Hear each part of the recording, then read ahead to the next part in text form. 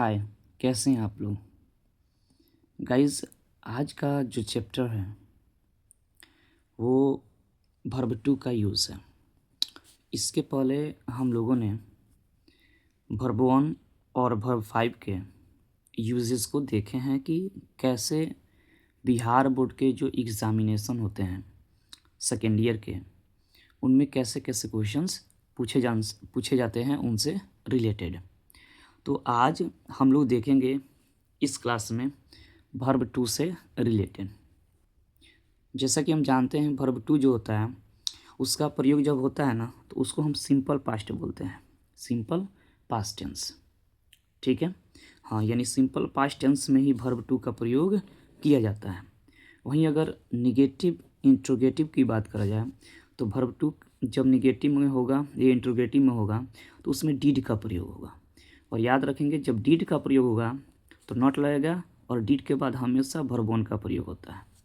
याद रखेंगे कि सिंपल और सटीक कि जब वर्ब टू का प्रयोग होता है तो अफर्मेटिव में होता है, लेकिन वही अगर निगेटिव इंट्रोगेटिव की बात करी जाए तो साथ में डीड लगेगा और जैसे ही डीड लगेगा वर्ब वन का डीड के बाद प्रयोग होगा। वर्ब टू का प्रयोग सारे सब्जेक्ट के साथ होते हैं क्योंकि ये अकेला होता है, इसके साथ कोई दूसरा वर्ब नहीं है, इसलिए वर्ब टू का प्रयोग सारे सब्जेक्ट के साथ होते हैं। सिमिलरली डीड भी अकेले प्रयोग होता है तो इसका भी प्रयोग सारे सब्जेक्ट के साथ किए जाते हैं। चलिए कुछ एग्जाम्पल्स देखते हैं कैसे कैसे एग्जाम्पल्स आते हैं एग्ज़ाम में। कह रहे कि I did not dash in you.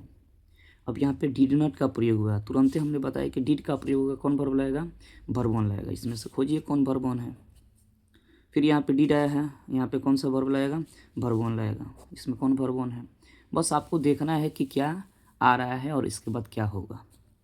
He dash you, अब कह रहे कि ही और डैश यू, इसमें ना डिड आया है ना नॉट आया है, कुछ नहीं है ना, इसका मतलब ऑप्शन में देख लेंगे कौन होगा। ही के साथ वर्ब वन नहीं लग सकता है, टू लव डायरेक्ट नहीं लग सकता है, आईएनजी नहीं आ सकता है, सी हो जाएगा, वर्ब टू का प्रयोग हो जाएगा।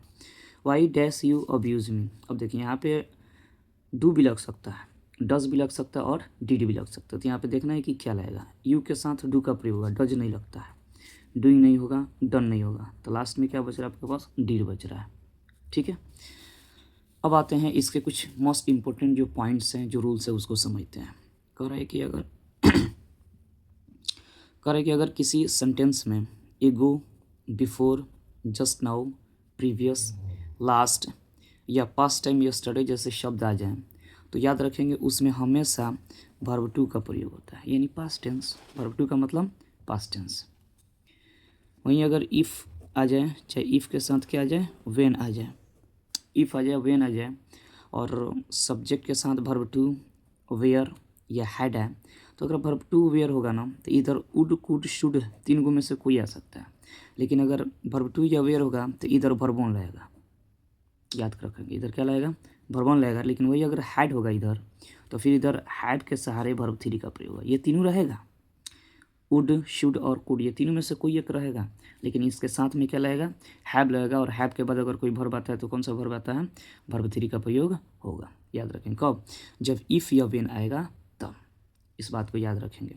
फिर कह रहा है कि अगर वेन है, वेन के बाद अगर सब्जेक्ट के साथ वर्ब टू है तो कभी कभार ऐसा होता है कि वर्ब टू का प्रयोग हो सकता है और कभी कभार ऐसा भी होता है कि वर्ब टू हटा के वाज या वेयर का प्रयोग कर देगा, ठीक है, और वर्ब फोर दे देगा।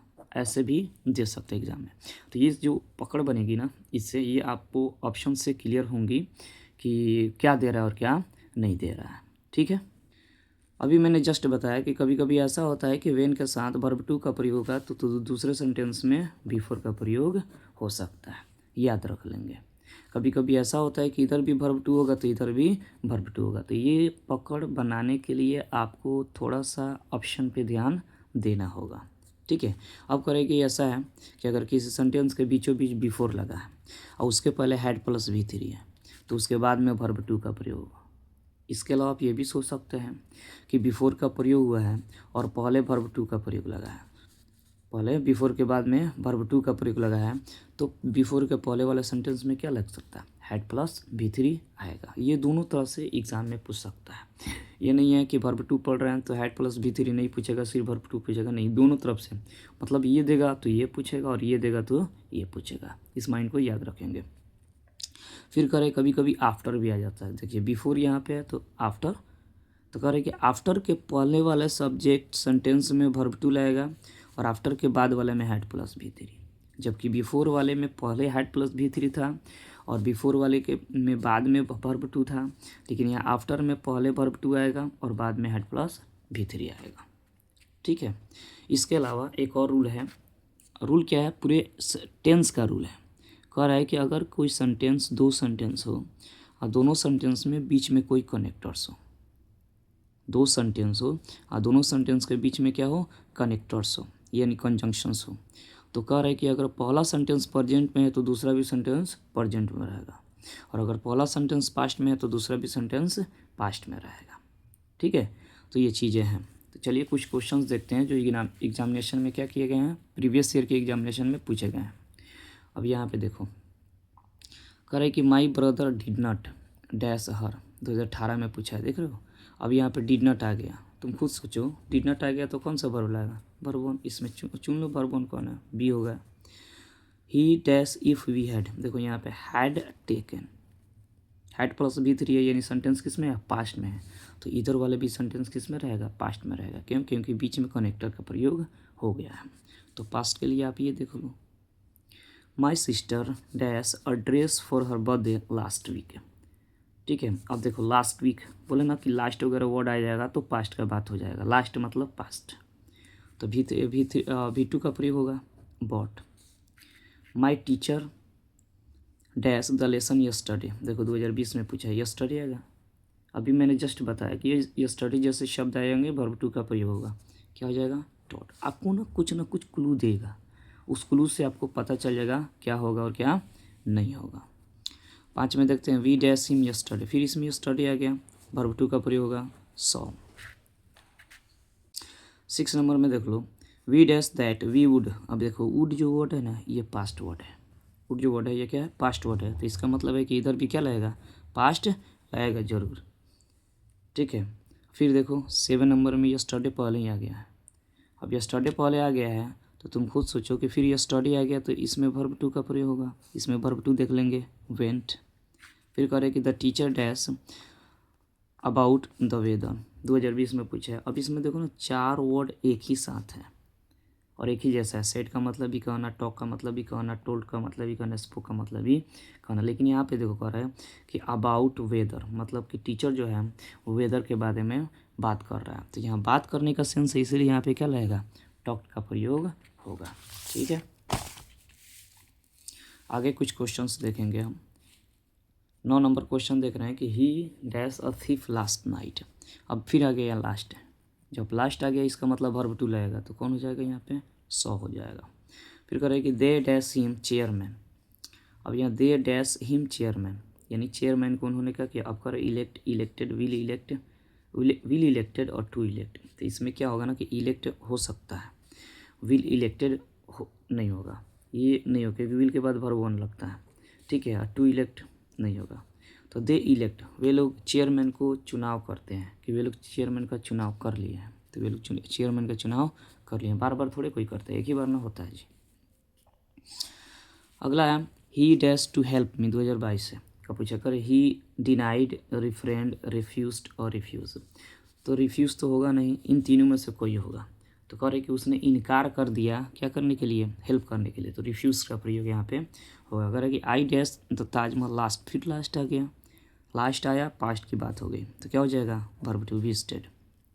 ठीक है, अब है the police dash the thief, the police dash the thief, कह रहे कि पुलिस प्लुरल है, तो यहाँ पे कोई भी वर्ब लगेगा, प्लुरल वर्ब लगेगा, तो अरेस्टेड है, अरेस्ट सिंगुलर है, नहीं होगा, अरेस्टिंग नहीं होगा, हैज अरेस्टेड नहीं होगा, लास्ट में यही बच रहा है, वर्ब टू का प्रयोग होगा। फिर कह रहा है आई डिड नॉट, फिर डिड आ गया, वर्ब वन का प्रयोग होगा, खोज लेंगे वर्ब वन कौन है? बिना सोचे समझे, एक बार अगर आपने रूल को याद किया और एक बार समझा, यकीन मानिए आप बिना सोचे समझे एग्जाम में क्वेश्चन देखते के साथ टिक लगाएंगे। माई साइकिल्स डिन, फिर डिड लगा, फिर वर्ब वन आएगा, भाई वर्ब वन कौन है? हैव है। ठीक है, इस बात को याद रखेंगे। फिर लास्ट ईयर आया, अब लास्ट ईयर आया भाई, तो यहाँ पे वर्ब टू लगेगा, इसमें देख लो वर्ब टू कौन है? इंक्लूडेड। ठीक है, पढ़ना भी नहीं है, क्वेश्चन पढ़ने में बस पॉइंट देखना है भाई, निकल गया। फिर कह रहे हैं कि I dash the door quickly when I heard. अब यहाँ पे वर्ब टू देखा। अभी मैंने कुछ समय पहले रूल बताया था कि व्हेन में पहले भी वर्ब टू लग सकता है, बार भी वर्ब टू लग सकता है। तो देखो यहाँ पे हर्ड आया, तो यहाँ पे देख लेंगे कि वर्ब टू कौन है। तो कहता है शर्ट, शर्ट का वर्ब टू कौन होता है? शॉर्ट। ठीक है। We dash the cinema last night, फिर लास्ट आ गया। अब लास्ट आ गया तो कौन होगा? वेंट हो जाएगा, वर्ब टू हो जाएगा। 19 में देखते हैं why dash you come to party, फिर यस्टरडे। अब देखिए यस्टरडे आ गया तो क्या हो जाएगा? डिड, डिड लग गया। फिर करके I dash my application yesterday, yesterday आ गया, फिर वर्ब टू का प्रयोग हो जाएगा। ये चीज़ है। वेंट आउट, एक इसमें देख लो वेंट आउट, यानी वर्ब टू का प्रयोग हो रहा है। तो जब वर्ब टू का प्रयोग हो रहा है इसमें, तो इधर भी वर्ब टू लगेगा। तो इधर क्या हो जाएगा? It red. आगे शाहजहाँ डैश द ताजमहल, तो ये तो पास्ट की बात है शाहजहाँ, तो ऐसे ही बिल्ड का प्रयोग होगा। अगर है कि my sister dash as a steno, फिर यहाँ पे पास्ट आ गया, देख लो पास्ट आ गया, वर्ब टू का प्रयोग कर देंगे। सुनीता डिक्लेयर्ड, अब यहाँ पे वर्ब टू आ गया ना, यही कनेक्टर है, देखो कनेक्टर है। तो पहले तो वास्ट लगा है, वाज लगा है, और वाज के बाद से देखेंगे कौन सा है। करेंगे सुनीता डिक्लेयर्ड, सुनीता ने बोली कि she was dash last night, last है, पास्ट का प्रयोग करेंगे, रॉब्ड। ठीक है, ये चीज़ है। फिर करें कि he dash robbed as he was walking, इधर देखो पास्ट है, तो इधर भी पास्ट का प्रयोग होगा। देख लेंगे कौन है। तो ही के साथ क्या लगता है? He had robbed, he did और ही गॉट, ये गलती हो गई, यहाँ पे वाज होना चाहिए, वाज होगा तो यही आंसर हो जाएगा। ही वॉज रॉब्ड, उसे लूट लिया गया। फिर करें कि he dash of the deal at the last moment, last, last मतलब पास्ट। ठीक है, तो यहाँ पे क्या हो जाएगा? ब्रोक ऑन, उसने ब्रोकन कर दे, ब्रोक अवे कर दिया, मतलब तोड़ दिया, हट गया, सारी चीज़ ये कर दिया।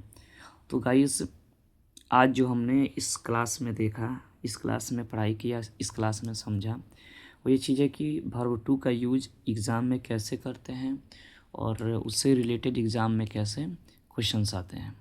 और आपने सही तरीक़ा से इसका इस्तेमाल किया तो एग्ज़ाम में आप अच्छे मार्क्स, ऑब्जेक्टिव के अच्छे मार्क्स उठा सकते हैं। तो चलिए नेक्स्ट वीडियो में मिलेंगे। जय हिंद।